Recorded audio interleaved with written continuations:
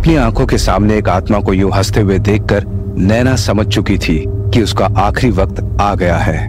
डर के मारे वो सर से पांव तक कांप रही थी। नैना का दिल कह रहा था कि कार का दरवाजा खोल के भाग जाए यहां से, लेकिन उसके दिमाग में इतना डर था कि वो जरा भी मूव नहीं कर पा रही थी। अचानक ही वृंदा ने हंसना बंद कर दिया और नैना के करीब आकर उससे धीरे से कहा, बोल, तुझे मार दूं या जिंदा छोड़ दूं?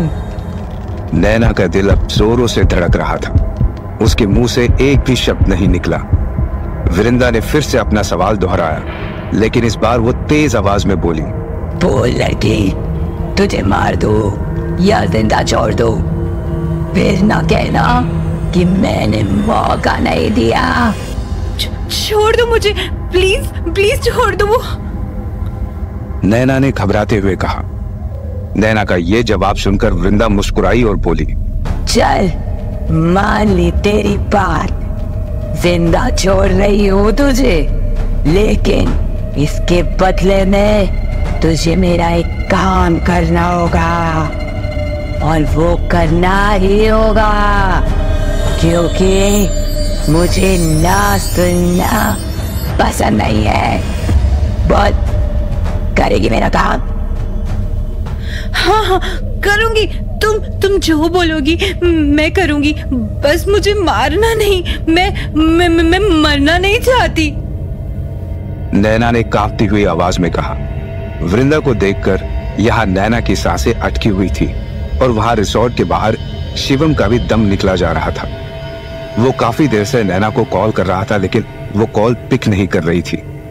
फोन उठाओ नैना, शिवम ने झल्लाते हुए कहा। तभी देव भी वहां पर आ गया। शिवम को परेशान देखकर देव ने पूछा, क्या हुआ भाई, सब ठीक है ना? शिवम ने देव की आवाज सुन ली थी, लेकिन वो कुछ नहीं बोला। उसने फिर से नैना का नंबर डायल किया, लेकिन इस बार भी नैना ने फोन नहीं उठाया। मैं जानता हूं मैंने जो भी नैना के बारे में कहा वो सुनकर अच्छा नहीं लगा होगा आपको। मुझे आपकी फिक्र है, बस इसीलिए। देव अपनी बात पूरी करता उससे पहले ही रिसोर्ट के बाहर नैना की कार आकर रुकी।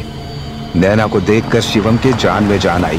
वो दौड़कर कार के पास आया और बोला, मैं कब से तुम्हें कॉल कर रहा हूँ, फोन कहाँ है तुम्हारा? शिवम का सवाल सुनते ही नैना ने घूर कर देखा। शिवम फौरन ही 2 कदम पीछे हट गया। उसे ऐसा लगा जैसे किसी ने उसे पीछे की तरफ धक्का दे दिया। कार से बाहर आते ही नैना ने अपना पर्स शिवम के हाथ में रख दिया और धीरे से कहा, फोन इसके अंदर था साइलेंट पर, और मैं कार ड्राइव कर रही थी। नैना के आते ही देव वापस रिसोर्ट के अंदर जाने लगा। देव को यूं जाता देखकर नैना ने उसे आवाज देते हुए कहा, देव, मुझसे इतने नाराज हो क्या कि बिना मिले ही जा रहे हो? नहीं, ऐसा कुछ नहीं है। मैं तो बस तुम्हें और भाई को स्पेस दे रहा था। बहुत परेशान हो रहे थे तुम्हारे लिए। तुम्हारी कार ठीक हो गई थी तो ये बात भाई को कॉल करके तुम्हें बता देनी चाहिए थी, लेकिन कुछ भी ना बताने की आदत लगता है अभी तक गई नहीं। देव के कहे शब्दों में तंज था। नैना ने शिवम की तरफ देखा और मुस्कुराते हुए बोली, देख रहे हो शिवम बर्थडे बॉय को कैसे मुझे ताने मार रहा है? शिवम कुछ नहीं बोला, बस हल्के से मुस्कुरा दिया। नैना ने फिर से देव की तरफ देखा और उसके थोड़ा और करीब आकर बोली, कोई बात नहीं, आज तुम्हारा बर्थडे है देव, आज तुम जो चाहे कह सकते हो, जो चाहे कर सकते हो, मैं तो कुछ भी नहीं कहूंगी। मेरी तरफ से आज तो तुम्हें खून भी माफ है। नैना ने जो कहा वो सुनकर देव को कुछ अजीब सा लगा। देव ने गौर से नैना की आंखों में देखा। उसकी आंखों में कुछ तो था जो अलग था, लेकिन क्या अलग था ये देव समझ नहीं पाया कि तभी नैना हंसने लगी और हंसते हुए बोली, शक्ल तो देखो अपनी देव, तुम्हारी तो हवाइयां ही उड़ गई। अरे मैं तो मजाक कर रही थी बाबा, तुम तो बिल्कुल नहीं बदले देव, बिल्कुल वैसे ही हो, एकदम बुद्धू। तुम भी नहीं बदली नैना, अब भी वैसी ही हो, एकदम अनप्रेडिक्टेबल। कब क्या बोल दोगी, कब क्या कर दोगी, क्या सच है और क्या झूठ, कोई नहीं बता सकता। ये सब सुनते ही शिवम जरा सीरियस टोन में बोला, अथवा देव, अब एक शब्द और नहीं। मत भूलो कि सब यहाँ तुम्हारा जन्मदिन सेलिब्रेट करने आए हैं।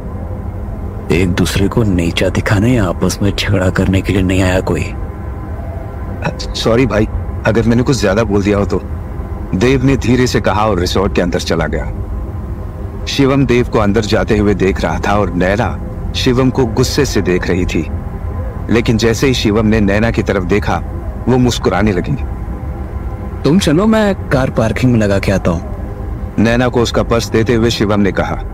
कुछ देर के बाद रिसोर्ट के पार्टी हॉल में सब जमा हो चुके थे। एक टेबल पर बड़ा सा केक रखा हुआ था जिसमें 25 मोमबत्तियां जल रही थी। क्या शानदार केक है यार।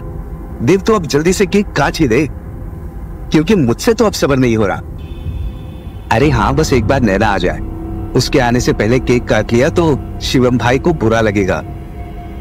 लेकिन वो है कहाँ? अंजलि ने पूछा। अपने रूम में ही है। अब शिवम भाई गए हैं बुलाने के लिए। नैना का रूम भी फर्स्ट फ्लोर पे ही था। सीढ़ियों से होते हुए शिवम जैसे ही वहां पहुंचा तो उसने देखा कि रूम का दरवाजा जरा सा खुला हुआ था। शिवम ने बिना कुछ बोले अंदर झांक कर देखा और उसे जो नजारा दिखा वो देखते ही उसके होश उड़ गए। नैना आईने के सामने खड़ी थी, लेकिन आईने में नैना का अक्स नहीं था। वहां किसी और का अक्स, वृंदा का अक्स। शिवम के माथे पर पसीना उभर आया। वो वापस जाने के लिए मुड़ा, लेकिन तभी नैना ने आकर उसे कमरे के अंदर खींच लिया। असल में वृंदा आईने में नहीं, नैना के शरीर में थी। वो तेज आवाज में बोली, तूने यहाँ आकर अच्छा नहीं किया, मरना होगा तुझे।